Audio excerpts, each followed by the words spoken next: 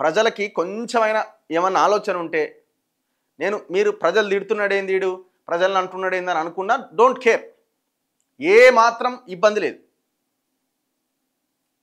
మేము ప్రజలకి కొంత ఆలోచించడానికి అవకాశం ఉంది, ఆలోచించండి దయచేసి అని చెప్పే ప్రయత్నమే తప్ప ఇంకొకటి ఏం కాదు. ఆ ప్రజల్లో, ఆ సిటిజన్స్లో నేను కూడా ఒక భాగమే, నేను కూడా ఆలోచించాల్సిందే. సో కాబట్టి నాకు ఈ మాధ్యమం ఒకటి అవకాశం దొరికింది కాబట్టి చెప్పే ప్రయత్నం చేస్తున్నా, ఇంత దారుణంగా ఉంది అని.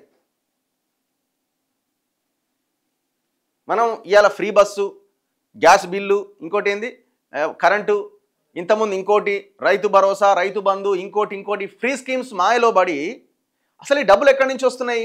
ఇగో ఇట్లా ఈ మద్యం తాగుడు వల్ల కుటుంబానికి జరుగుతున్న నష్టం ఎంత? ఇప్పుడు మద్య నిషేధం ఎవడు అడుగుతలేడు, నియంత్రణ అడుగుతున్నాం. నిషేధిస్తే అది సరే, అది అయ్యేది కాదు, పోయేది కాదు, అది కుదరని పని, అది వదిలిపెట్టండి. మద్య నియంత్రణ అడుగుతున్నాం. మద్యం మీదనే రాష్ట్రం ఆధారపడి బతకడం ఏంది అని అడుగుతున్నాం మనం. ఇన్ని వేల కోట్లు వచ్చినాయి కదా, ప్రజలు లివర్లు పాడు చేసుకొని, కిడ్నీలు పాడు చేసుకొని ఇన్ని వేల కోట్లు వచ్చినాయి కదా, ఎక్కడ పోయినాయి ఈ పైసలన్నీ? నీకు అర్థం కావాలి. అరే నీకు వచ్చే ప్రతి ఫ్రీ స్కీమ్ ఇగో నీ ఆరోగ్యాన్ని పాడు చేస్తూ తీసుకొస్తున్నవే,